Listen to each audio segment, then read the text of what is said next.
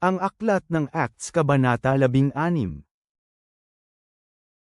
Nakarating din si Pablo sa Derbe at Lystra, at masdan ito, naroon ang isang alagad na nagngangalang Timoteo, anak ng isang babaeng Hudyo na mananampalataya, ang kanyang ama ay isang Griego.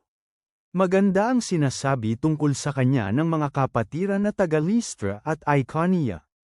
Gusto ni Pablo na makasama siya sa paglalakbay, kaya siya ay isinama niya at tinuli dahil sa mga Hudyo na nasa lugar na iyon, sapagkat alam nilang lahat na ang kanyang ama ay isang Griego. Nang sila ay patungo na sa mga lungsod, inihatid nila sa mga iglesia ang mga tagubilin upang kanilang sundin, mga tagubilin na isinulat ng mga apostol at ng mga nakatatanda sa Jerusalem. Kaya napalakas sa pananampalataya ang mga iglesia at dumami ang kanilang bilang araw-araw.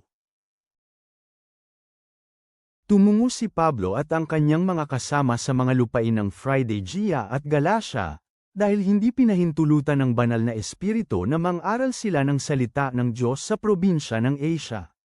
Nang malapit na sila sa Mysia, ninais nila na tumungo sa Bithynia, ngunit hindi sila pinahintulutan ng espiritu ni Jesus. Kaya nang makalampas sila sa Mysia, tumungo sila sa lungsod ng Troas. Isang pangitain ang nakita ni Pablo ng gabing iyon, may isang lalaki na Macedonia ang nakatayo doon na tumatawag sa kanya at nagsasabing, "Tumungo kayo dito sa Macedonia at tulungan kami." Nang makita ni Pablo ang pangitain, nagmamadali kaming pumunta sa Macedonia, pinatutunayan na tinawag kami ng Diyos upang ipangaral ang ebanghelyo sa kanila. Pagkalayag namin galing ng Troas, dumiretso kami sa Samothracia at nang sumunod na araw kami ay dumating sa Neapolis, mula roon ay pumunta kami sa Filipos, isang lungsod ng Macedonia, ang pinakamahalagang lungsod sa distrito at nasasakupan ng Roma, at nanatili kami sa lungsod na ito ng ilang araw. Nang araw ng pamamahinga lumabas kami sa tarangkahan sa may tabi ng ilog, na kung saan naisip namin na may lugar doon upang manalangin. Naupo kami at nakipag-usap sa mga nagtipon-tipon na mga babae.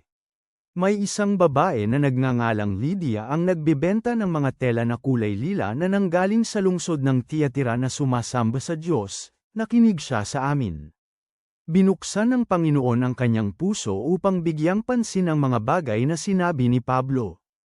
Nang mabautismuhan siya at ang kanyang sambahayan, hinikayat niya kami, at nagsasabing, "Kung itinuturing ninyo na ako ay matapat sa Panginoon, pumunta kayo sa aking bahay, at manatili roon." At nahikayat niya kami. Nangyari nga, habang kami ay patungo sa lugar ng panalanginan, nasalubong namin ang isang batang babae na may especially rito ng panghuhula. Nagdadala siya sa kanyang mga amo ng maraming pakinabang sa pamamagitan ng panghuhula. Sumunod ang babaeng ito kay Pablo at sa amin at sumigaw, na nagsasabing, ang mga taong ito ay mga lingkod ng kataas-taasang Diyos. Nagpapahayag sila sa inyo ng daan ng kaligtasan. Ginawa niya ito sa loob ng maraming araw. Ngunit si Pablo nang lubhang nainis sa kanya ay lumingon at sinabi sa Espiritu, "Inuutos ko sa iyo sa pangalan ni Jesu Kristo lumabas ka sa kanya." At agad itong lumabas. Nang makita ng kanyang mga amo na ang kanilang pag-asa sa pinagkakakitaan ay nawala, sinunggaban nila si Pablo at Silas at kinaladkad sila sa pamilihan at iniharap sa mga may kapangyarihan. Nang dinala sila sa mga hukom, sinabi nilang, Hudyo ang mga taong ito at sila ay gumagawa ng maraming kaguluhan sa ating lungsod. Nagtuturo sila ng mga bagay na hindi naaayon sa ating batas upang tanggapin o gawin bilang mga Romano. At nagkaisa ang napakaraming tao laban kina Pablo at Silas, pinunit ng mga hukom ang kanilang mga damit at nag-utos na hampasin sila ng pamalo. Nang mapalo na sila ng maraming beses, ipinatapon sila sa bilangguan at inutusan ang bantay ng bilangguan na sila ay bantayang maigi. Pagkatapos niyang matanggap ang utos na ito, pinasok sila ng bantay sa kaloob-looban ng bilangguan at ikinadina ang kanilang paa sa pagitan ng dalawang mabibigat na kahoy. Nang maghahating gabi na sina Pablo at Silas ay nananalangin at umaawit ng mga himno sa Diyos, at nakikinig ang ibang bilanggo sa kanila. Biglang may malakas na lindol, kaya't ang mga pundasyon ng bilangguan ay nayanig, at agad nagbukas ang lahat ng mga pintuan, at nakalas ang kadena ng bawat isa. Nagising ang bantay sa kanyang pagkakatulog at nakitang bukas ang mga pintuan ng bilangguan, hinugot niya ang kanyang espada at magpapakamatay na sana, dahil inakala niyang nakatakas ang mga bilanggo. Ngunit sumigaw si Pablo nang may malakas na boses na nagsasabing, "Huwag mong saktan ang iyong sarili, narito kaming lahat." Humingi ng ilaw ang bantay ng bilangguan at nagmamadaling pumasok na nanginginig sa takot at nagpatira pa kina Pablo at Silas, at inilabas sila at nagsabing, "Mga Ginoo, ano ang dapat kong gawin upang maligtas?" Sinabi nila sa kanya, "Manampalataya ka sa Panginoong Hesus at ikaw ay maliligtas, ikaw at ang buo mong sambahayan." Ipinahayag nila ang salita ng Panginoon sa kanya, kasama ang lahat sa kanyang tahanan. Nang gabing yun kinuha sila ng bantay ng bilanguan sa oras ding yun at hinugasan ang kanilang mga sugat at siya at ang lahat ng kanyang sambahayan ay agad na nabautismuhan. Dinala niya si Pablo at Silas sa kanyang tahanan at naghain ng pagkain para sa kanila. Siya ay lubhang nagalak kasama ang lahat ng kanyang sambahayan, dahil lahat sila ay nanampalataya sa Diyos. Nang umaga na, nagpaabot ang mga hukom ng pahayag sa mga bantay, na nagsasabing, "Hayaan na ninyong makalaya ang mga lalaking iyon."